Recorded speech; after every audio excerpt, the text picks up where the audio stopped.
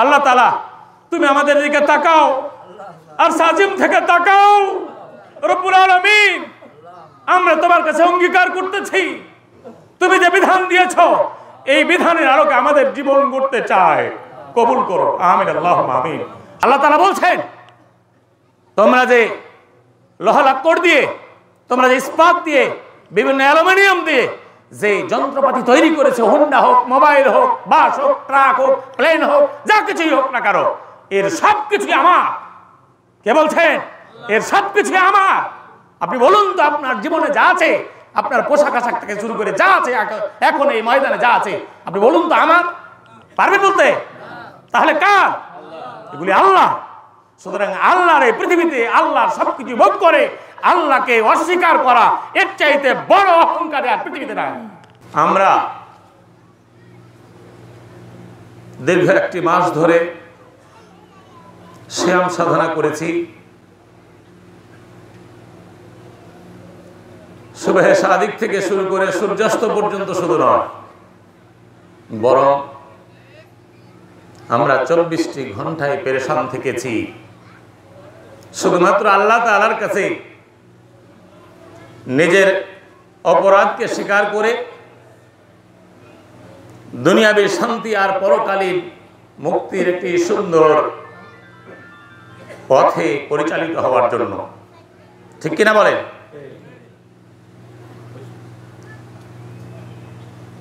সেই বাস্তবতা, সেই প্রতিফলটা আমাদের ওই সময় আসবে যখন আমরা আমাদের আল্লাহ তাআলার পক্ষ থেকে এই সিয়াম যে আল্লাহ তাআলা ফরজ করলেন, এবং এই সিয়ামের মাসে শাহরু রমাদানাল্লাযী উনজিলা ফীহিল কুরআন হুদাল লিন-নাসি ওয়া বাইয়িনাতিন মিনাল হুদা ওয়াল ফুরকান, এই আয়াত যখন আমাদেরকে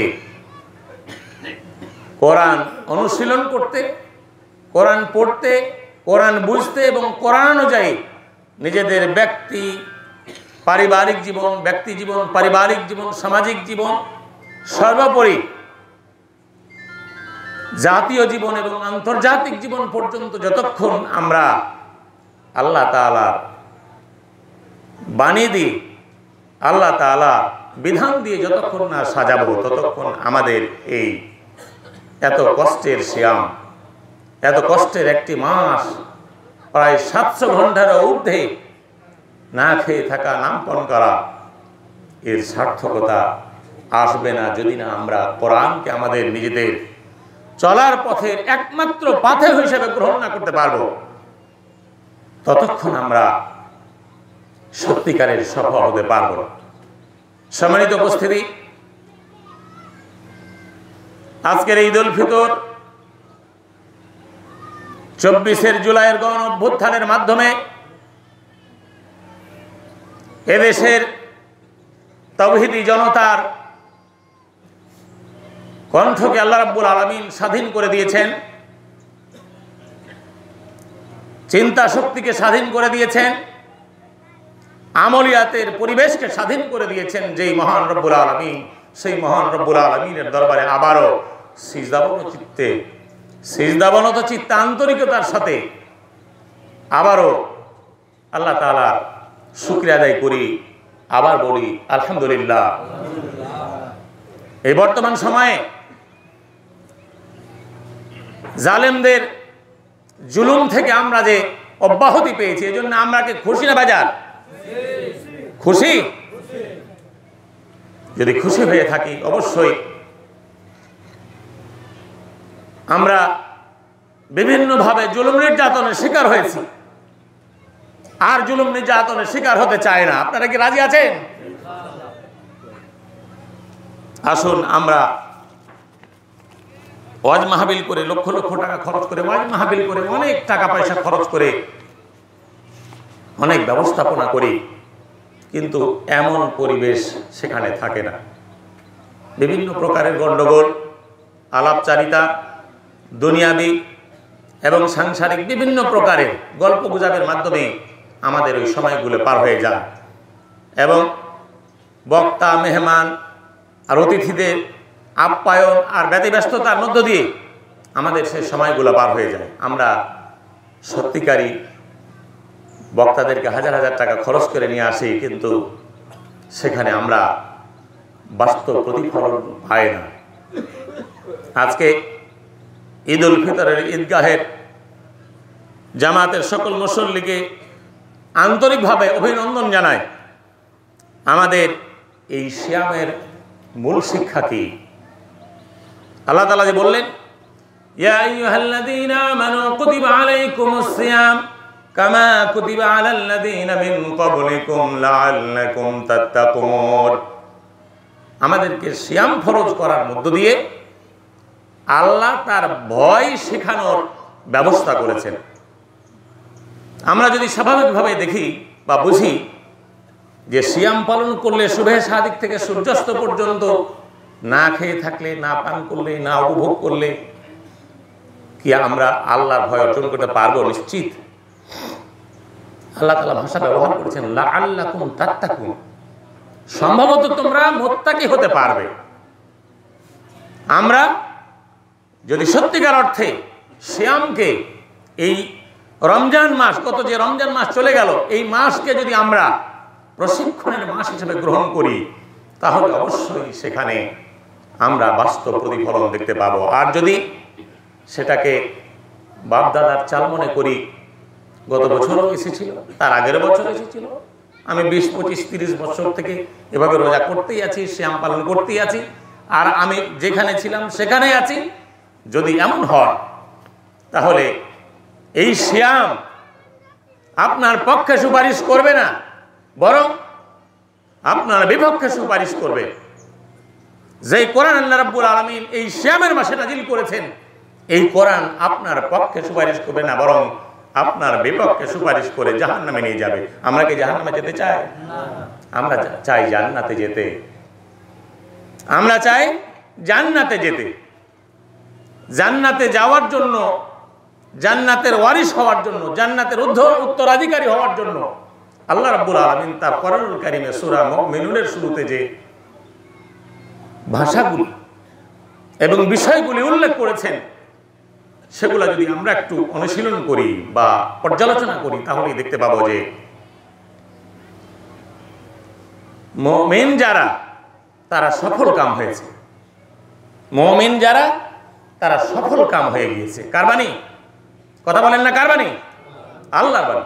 বুঝতে হবে আমাদেরকে, এটা তো প্রধানমন্ত্রীর বাণী নয়, কোনো নবী রাসূলের বাণী নয়, কোনো প্রেসিডেন্টের বাণী নয়, কোনো খতিবের বাণী নয়। এ বাণী কার? আল্লাহ। কি বলছেন আল্লাহ? ক্বাদ আফলাহাল মুমিনুন, অবশ্যই মুমিনগণ সফল কাম হয়ে গিয়েছে। আল্লাহ বলেন লাআল্লাকুম তাত্তাকুন, সম্ভবত তোমরা মুত্তাকি হতে পারবে। সম্ভবত, হতেও পারেন, নাও হতে পারে। আর সূরা মুমিনুনের শুরুতে আল্লাহ বললেন অবশ্যই মুমিনগণ সফল কাম হয়ে গেছে। তার মানে আপনি সফলতা অর্জন করেছেন, আলহামদুলিল্লাহ। আরো জোরে বলুন আলহামদুলিল্লাহ। তো সফল কাম হওয়ার জন্য একজন মুমিন তার 7টি যে গুণ অর্জন করতে হবে, সেই 7টি গুণ শুনতে কি আপনারা রাজি আছেন? জি। আমরা যদি 7টি গুণ অর্জন করতে পারি, আমাদের চরিত্রে যদি এই 7টি বৈশিষ্ট্য বিনির্মাণ করতে পারি, তাহলে অবশ্যই আমরা সফলতার চূড়ান্ত লক্ষ্যে পৌঁছে যাব। যেই জন্য আমরা একটি মাস ধরে, প্রায় 750 ঘন্টা ধরে আমরা এত না খেয়ে, না পান করে, না উপভোগ করে আমরা সবকিছুকে বিসর্জন দিয়েছি একমাত্র আল্লাহ তাআলার সন্তুষ্টির জন্য এবং জান্নাত লাভের জন্য। আলহামদুলিল্লাহ। সম্মানিত উপস্থিতি, আমরা যেটা বলছিলাম যে 7টি বৈশিষ্ট্য আমাদের মধ্যে বিনির্মাণ করতে চায়। রাজি আছেন তো? ইনশাআল্লাহ রাজি আছেন তো?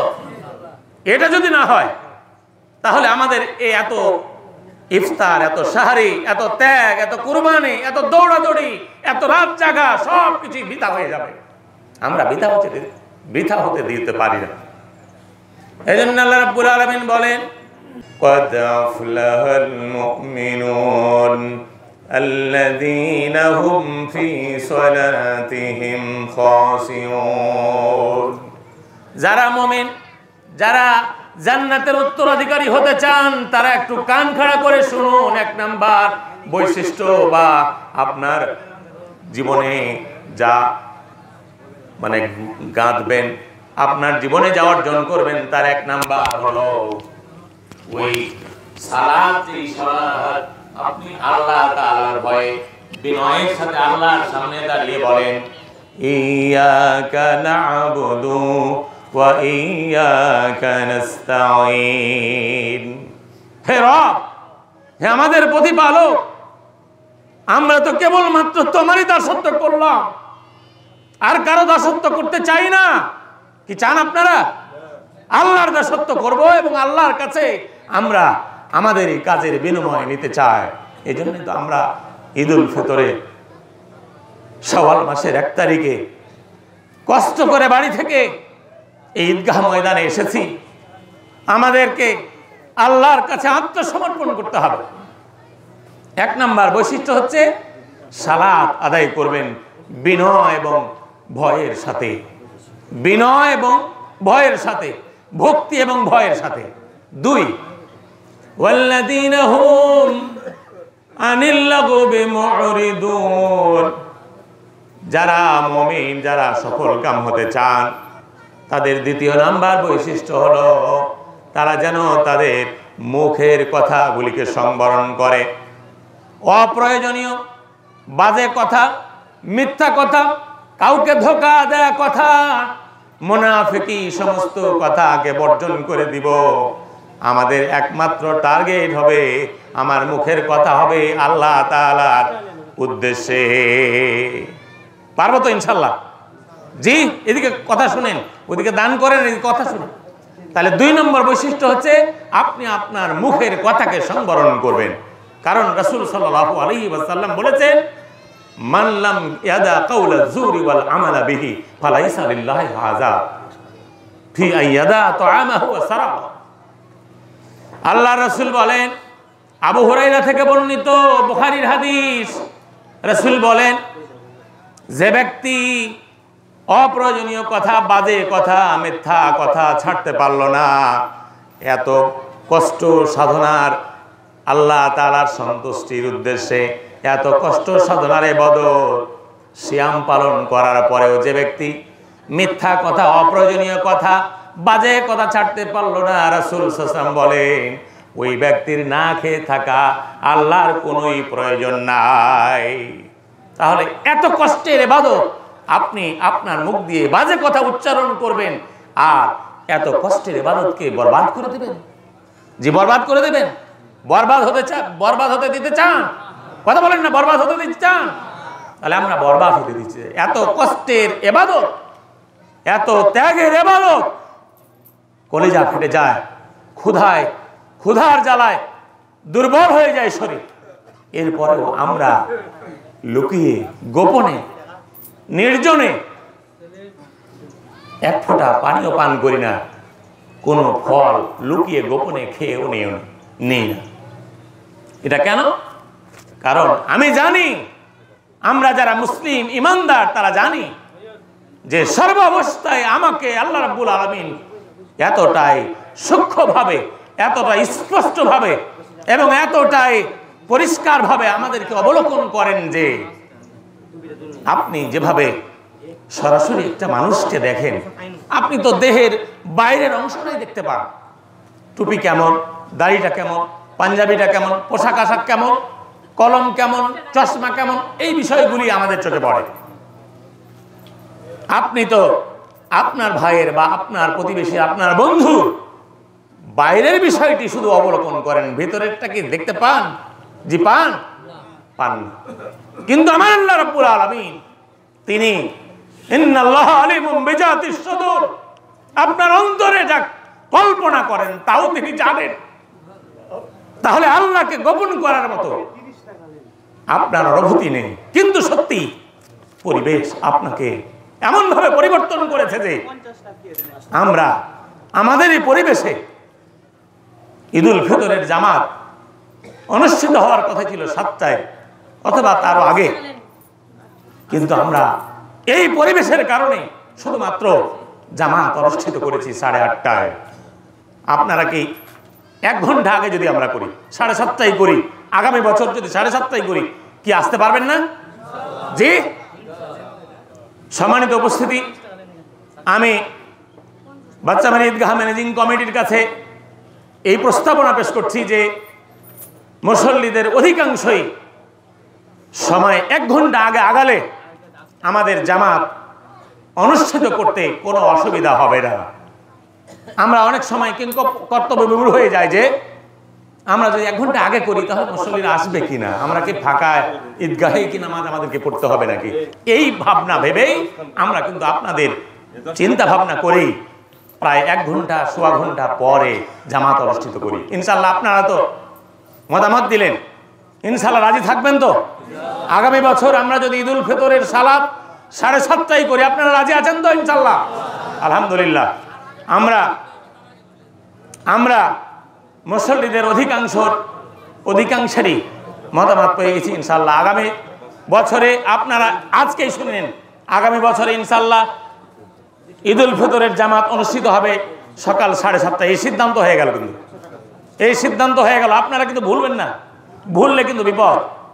আপনারা যদি ভুলে যান আর আমরা ওই সিদ্ধান্ত নেই আর আপনারা পিছিয়ে পড়েন, তাহলে পরবর্তীতে কর্তৃপক্ষকে গালাগালি করবেন বা বলাবলি করবেন, এটা হবে না। আপনারা সচেতন থাকবেন। অবশ্যই আমরা আপনাদেরকে নিয়েই ঈদুল ফিতরের আগামী বছরে ইনশাআল্লাহ, আল্লাহ যদি হায়াতে বাঁচায়, তাহলে 7:30টায় জামাত অনুষ্ঠিত করব ইনশাআল্লাহ। বলুন ইনশাআল্লাহ। সম্মানিত উপস্থিতি, আমরা বলছিলাম যে কয়টি যেই বিষয়গুলি আমরা অর্জন করলে আল্লাহ তাআলা আমাদের জন্য জান্নাত বরাদ্দ করবেন, তার কয়টি বর্ণনা করা হয়েছে? 2টি বর্ণনা করা হয়েছে, আরো 5টি আছে। 3 নাম্বার, ওয়াল্লাযীনা হুম লিয-যাকাতি ফাইলুন।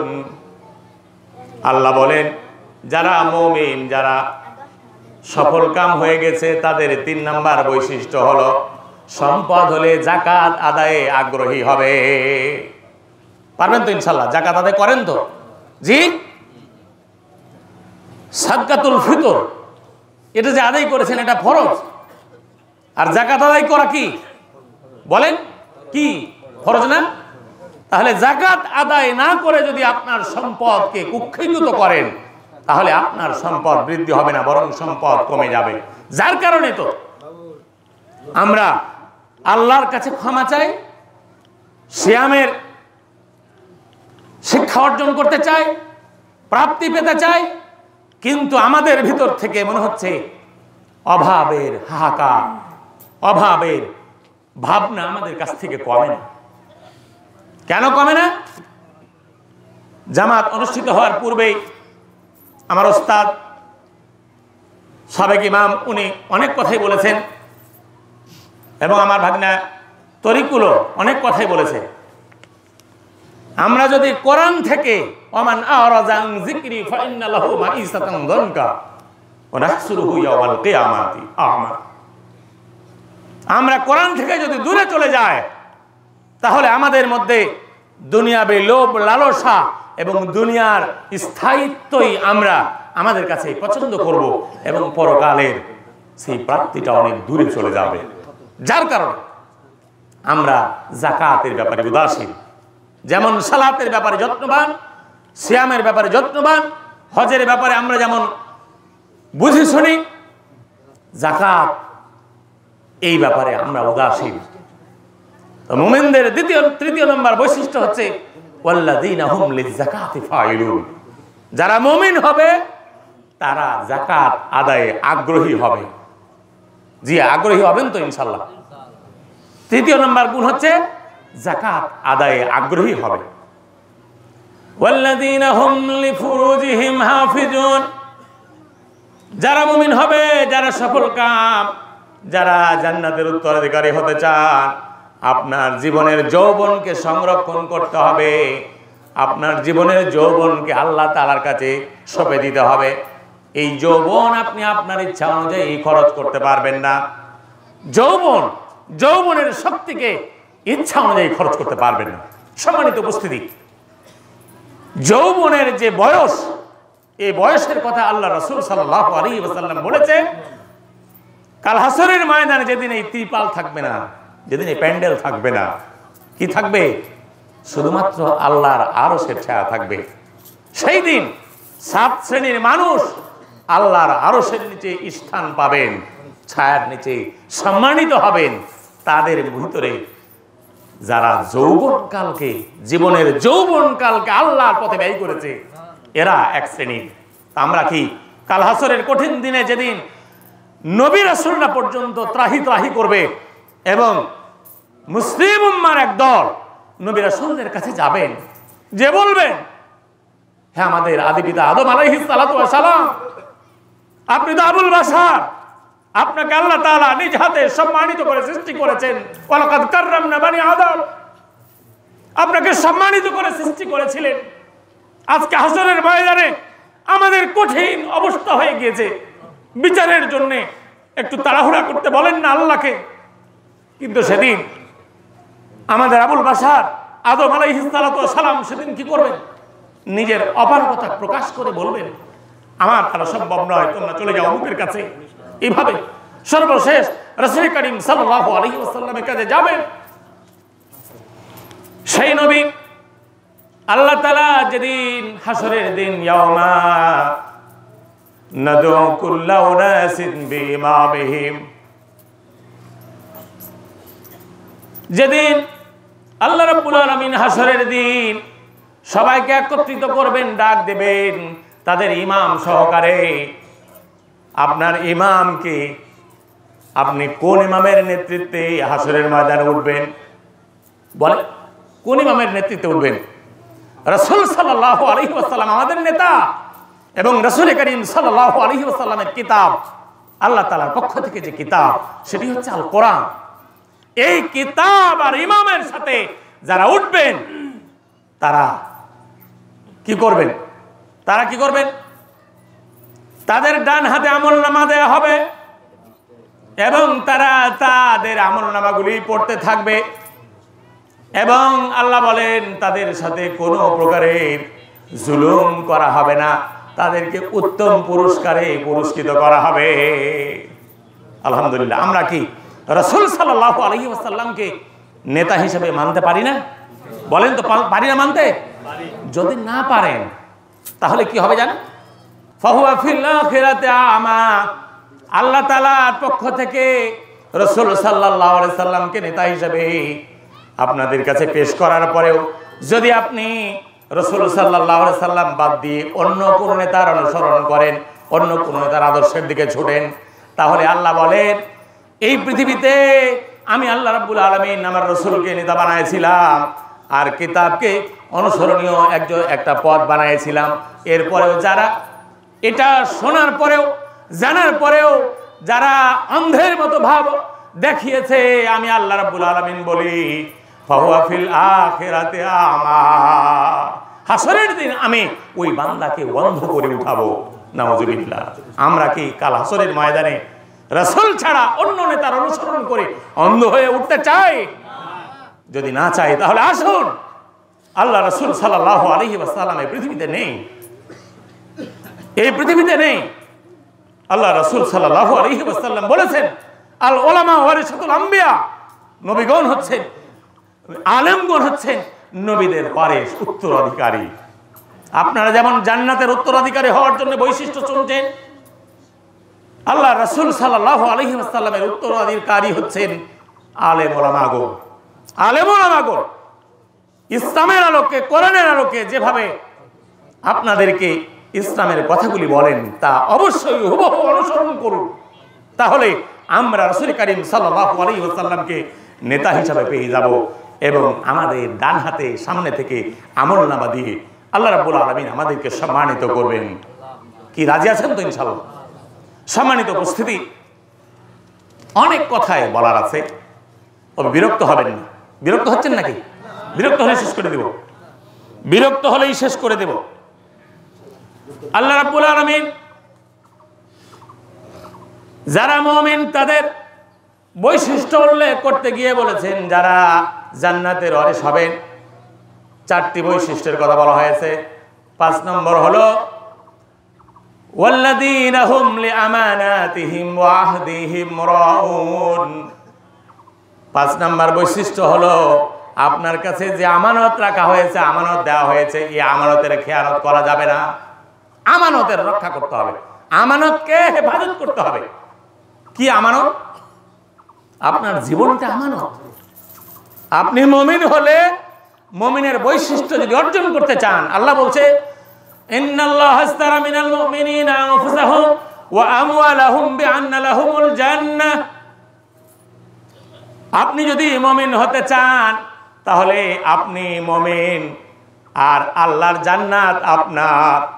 কি বলেন? আপনি মুমিন আর আল্লাহর জান্নাত কার? মুমিনের। আপনি মুমিন হতে চান? মুমিন হতে পেরেছেন? একটা মাস ধরে সিয়াম সাধনা করলাম, আমরা কি প্রকৃতভাবে মুত্তাকি হতে পেরেছি? সত্যিকারী অর্থে যদি আমরা মুত্তাকি হতে না পারি তাহলে এই সিয়াম, এত ত্যাগ, এত দৌড়াদৌড়ি, এত কিছু সব বৃথা হয়ে যায়। আমরা বৃথা হতে যেতে দিতে পারি না। আমরা বৃথা হতে দিতে পারি না। আল্লাহর তৌফিক কামনা করে আমরা বৃথা হতে যেতে পারি না। এই জন্য আমাদেরকে আমানতের রক্ষা করতে হবে। আল্লাহ তাআলা বলছেন, আল্লাহ তাআলা রূহের জগতে আমাদেরকে বলেছিলেন আলাস্তু বিরাব্বিকুম ক্বালু বালা, আমি কি তোমাদের রব নই? আমরা সবাই বলেছিলাম সেদিন ক্বালু বালা, হ্যাঁ অবশ্যই তুমি আমাদের রব। রবের কয়েকটি অর্থ আছে, তার উল্লেখযোগ্য যে অর্থগুলি সেগুলি হচ্ছে, রব হচ্ছেন তিনি যিনি আপনাকে সৃষ্টি করেছেন, জীবন দিয়েছেন, মৃত্যু দেবেন, এবং এই জীবন আর মৃত্যুর ফাঁকে আপনাকে যিনি চলার একটা পথ দিয়ে থাকেন বা দিয়েছেন, এই পথকে যদি আমরা গ্রহণ না করি তাহলে আল্লাহ তাআলাকে রব হিসেবে গ্রহণ করা হয় না। কথা বুঝতে পেরেছেন তো? আল্লাহর দেয়া এই বিধান আমরা যদি অনুসরণ না করি তাহলে আল্লাহর পথ অনুসরণ করা হয় না এবং আল্লাহকে রব হিসেবে মেনে নেওয়া হয় না। তাহলে আল্লাহকে রব হিসেবে মেনে নিতে হলে আল্লাহ তাআলার যে বিধান, এই বিধানের আলোকে আমার জীবন গড়তে হবে। রাজি আছেন তো ইনশাআল্লাহ? আমরা আল্লাহ তাআলার কাছে এই প্রার্থনা কি, রব্বুল আলামিন আমাদের আজকে ঈদুল ফিতরের সালাত কবুল করো, গত মাসের সিয়ামকে পুরোপুরিভাবে কবুল করো, যেভাবে আমরা তোমাকে না দেখেই, তোমাকে অনুভব করে আমরা সারাদিন কিছু খাইনি, সারাদিন বাজে কথা বলিনি, সারাদিন কাউকে ঠকিনি, সারাদিন কাউকে কোনো ধোঁকাবাজি কথা বলিনি। রব্বুল আলামিন তুমি আমাদের জীবনকে তোমার পক্ষ থেকে আমানত হিসাবে গ্রহণ করে এই পৃথিবীতে হেদায়েতকে গ্রহণ করে চলার তৌফিক দান করো। আমরা বলি আল্লাহুম্মা আমিন। সম্মানিত উপস্থিতি, কয়টি হয়েছে? 5টি হয়েছে, আর 2টি। 6 নম্বর হলো আমরা যে ওয়াদা অঙ্গীকার করি, আল্লাহর সাথে ওয়াদা করেছি রব্বুল আলামিন তুমি আমাদের রব, তুমি আমাদের বিধান দিয়ে থাকো। এই জন্য তো আমরা যখন ইহদিনাস সিরাতাল মুস্তাকিম, হে আল্লাহ তুমি আমাদেরকে একটি হেদায়েতের রাস্তা দেখায় দাও, একটি সরল সঠিক পথ দেখায় দাও, এবং এরপরে বলি সিরাতাল্লাযীনা আন'আমতা আলাইহিম, ওই লোকদের পথ, ওই দলে আমাদেরকে অন্তর্ভুক্ত করো যাদেরকে তুমি ভালোবেসেছো, যাদের উপর তুমি খুশি, যারা তোমার নিয়ামত প্রাপ্ত, তাদের অন্তর্ভুক্ত আমাদেরকে করে দাও। বলি না এই কথা? বলি না এ কথা বলি। কিন্তু মসজিদ থেকে বের হয়ে, সালাত থেকে ফারাক হয়ে আমরা করি কি? আমরা যারা অনৈতিক, যারা দুর্নীতিবাজ, যারা জালেম, তাদের সাথে সম্পর্ক তৈরি করি এবং তাদের সাথে ফুসফাস করি না বলেন? তাহলে আমার এই সালাতের অঙ্গীকার, সালাতের এই চাহিদা আল্লাহর কাছে কি আমি যথাযথ পেশ করতে পারিনি? সত্যিই পারিনি। যদি পারতাম, সত্যিকার অর্থে যদি আমি আল্লাহ তাআলার বান্দা মনে করতাম আর আল্লাহকে রব মনে করতাম, এই কথাগুলি আমি পরবর্তী সময়ে ভুলে যেতাম না। গায়রিল মাগদুবি আলাইহিম ওয়ালাদ-দাল্লিন, আমিন।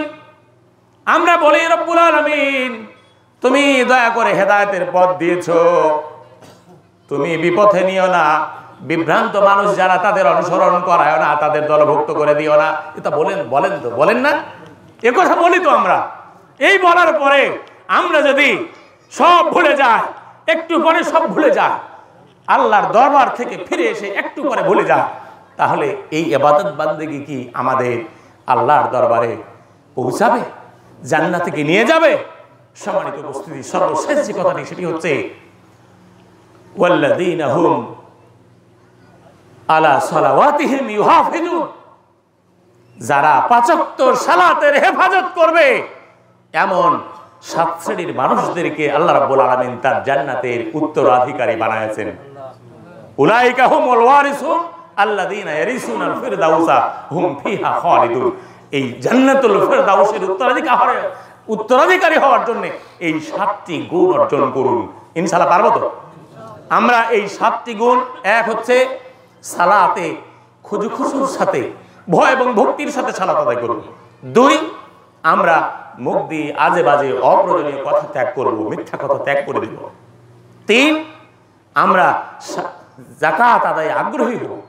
4, আমরা লজ্জাস্থানের হেফাজত এবং যৌবনের হেফাজত করব। 5, আমরা আমানতের খেয়ানত করব না। 6, আমরা সত্যিকার অর্থে যে অঙ্গীকার আল্লাহর সাথে হয়েছে, ইসলামের সাথে হয়েছে, সালাত আল্লাহর সাথে দাঁড়িয়ে আমরা অঙ্গীকার করি, এই অঙ্গীকার আমরা ভঙ্গ করব না। 7 হচ্ছে 5 ওয়াক্ত সালাত জামাতের সাথে আমরা আদায় করব ইনশাআল্লাহ। জি ইনশাআল্লাহ, বলেন, জোরে বলেন ইনশাআল্লাহ। আল্লাহ তাআলা তুমি আমাদের দিকে তাকাও আর সাজিম থেকে তাকাও। রব্বুল আলামিন, আমরা তোমার কাছে অঙ্গীকার করতেছি, তুমি যে বিধান দিয়েছো এই বিধানের আলোকে আমাদের জীবন গড়তে চায়, কবুল করো, আমিন আল্লাহুম্মা আমিন। সম্মানিত উপস্থিতি, অনেক কথাই বলা হলো। আমাদের এই সমাজ এতটাই কলুষ হয়েছে যে আমরা আমাদের সমাজে কোরআনের কথাকে সহ্য করতে পারি না। ইমামের পিছনে সালাত আদায়কারী কোরআনের কথা ইমামের মুখ থেকে সহ্য করতে পারি না। এগুলি নিত্যদিনের স্বাভাবিক বিষয়। কারণ এই কাজ ছিল বা এই অভ্যাস ছিল কাফের মুশরিকদের, মুনাফিকদের। এই অভ্যাস ত্যাগ করতে হবে আমাদেরকে, এই অভ্যাস ত্যাগ করতে হবে। কারণ ইমামের মুখেই হোক, বক্তার মুখেই হোক, কোরআনের কথা শুনে আপনি যদি নাক ছিটকান, আপনি যদি পরবর্তীতে সমালোচনা করেন, তাহলে আপনি মুনাফিকের কাতারে দাঁড়াবেন, কাফের মুশরিকদের কাতারে দাঁড়াবেন। কারণ আল্লাহ বলেন, ওয়াইজা তুতলা আলাইহি আয়াতুনা ওয়াল্লা মুস্তাকবিরান কাআন লাম ইয়াসমাহা কাআন্না ফি উযুনাইহি ওয়াকরা ফাবাশশিরহু বিআযাবিন আলীম। আল্লাহ বলেন, যখন তাদের সামনে আমি আল্লাহ তাআলা কোরআনের আয়াত তেলাওয়াত করা হয়, তখন তারা দাম্ভিকতার সাথে মুখ ফিরিয়ে অন্যদিকে চলে যায়। আমি আল্লাহ তাআলা বলি তোমাদেরকে শোনো, জানো তাদের শ্রবণ শক্তি নাই, এমনকি তাদের কান জানো আমি তাদেরকে দেই নাই। আমাদের কান নাই কি? শ্রবণ শক্তি নাই? শুনছি তো। কিন্তু আল্লাহ বলছেন যারা এই চরিত্রের, তারা আসলে শুনেও শুনে না, বুঝেও বুঝে না। তারা হলো বালহুম আজাল, চতুষ্পদ জন্তুর চাইতে অনিকৃষ্ট। আমরা উত্তম সৃষ্টি, অথচ আল্লাহ বলছেন ওয়ালাকাদ কাররামনা বানি আদম ওয়া হামালনাহুম ফিল বাররি ওয়াল বাহরি। আমাদের জন্য আল্লাহ রাব্বুল আলামিন জলে আর স্থলে চলাচলের ব্যবস্থা করেছেন। আলহামদুলিল্লাহ বলেন। আমরা যদি বলি হোন্ডা কিনেছি আমি টাকা দিয়ে, নিজের উপার্জিত অর্থ দিয়ে, আর আল্লাহ ব্যবস্থা করেছে, এ কথা কি এ কথা তুচ্ছ তাচ্ছিল্য করে যদি আমি বলি ভাবি, তাহলে আল্লাহকে অস্বীকার করা হয়, আল্লাহর বিধানকে অস্বীকার করা হয়। আল্লাহ তাআলা বলছেন, তোমরা যে লোহা লাক্কড় দিয়ে, তোমরা যে ইস্পাত দিয়ে, বিভিন্ন অ্যালুমিনিয়াম দিয়ে যে যন্ত্রপাতি তৈরি করেছে, হোন্ডা হোক, মোবাইল হোক, বাস হোক, ট্রাক হোক, প্লেন হোক, যা কিছুই হোক না কারো, এর সব কিছুই আমার। কে বলছেন? এর সব কিছুই আমার। আপনি বলুন তো, আপনার জীবনে যা আছে, আপনার পোশাক আশাক থেকে শুরু করে যা আছে, এখন এই ময়দানে যা আছে, আপনি বলুন তো আমার? পারবেন বলতে? তাহলে কার? এগুলি আল্লাহ। সুতরাং আল্লাহর এই পৃথিবীতে আল্লাহর সবকিছু ভোগ করে আল্লাহকে অস্বীকার করা এর চাইতে বড় অহংকার আর পৃথিবীতে নাই। নাউযুবিল্লাহ। আল্লাহ যেন আমাদেরকে অহংকার মুক্ত করেন, দাম্ভিকতা মুক্ত করে দিয়ে নিজেদেরকে আল্লাহর কাছে মস্তক অবনত চিত্তে আল্লাহর কাছে আমরা যেন আসলামতু লিরাব্বিল আলামিন, আমরা যেন এভাবে বলি আসলামতু লিরাব্বিল আলামিন, যিনি রব্বুল আলামিন, সকল জগতের মালিক যিনি, তার কাছে আমি আত্মসমর্পণ করলাম। আমি আর কারো কাছে আত্মসমর্পণ করতে পারি না। ফেরাউন অহংকার করেছিল, নমরুদ অহংকার করেছিল, কারণ অহংকার করেছিল, আবু জেহেল অহংকার করেছিল। অহংকারীর সবগুলোই এই পৃথিবীতে নিগৃহীত, নিষ্পেষিত এবং সর্বশেষ পলাতক হয়ে নিজের বাস্তবিকতা ছাড়তে বাধ্য হয়েছে। সম্মানিত উপস্থিতি, আসুন আমরা আল্লাহ তাআলাকে অহংকার দেখিয়ে কারো কাছে আত্মসমর্পণ করব না। আমরা কেবলমাত্র আত্মসমর্পণ করব কার কাছে? লিল্লাহি তাকবীর। সম্মানিত উপস্থিতি, আমাদেরকে মুমিনদের পুরোপুরি বৈশিষ্ট্য অর্জন করে নিজেকে একজন আদর্শ আল্লাহর বান্দা হিসেবে জীবনযাপনের সুযোগ করে দেন। আমরা বলি আল্লাহুম্মা আমিন। ওয়া আখিরু দাওয়ানা আলহামদুলিল্লাহ ওয়া লা ইলাহা ইল্লাল বালাগ। আসসালামু আলাইকুম ওয়া রাহমাতুল্লাহ।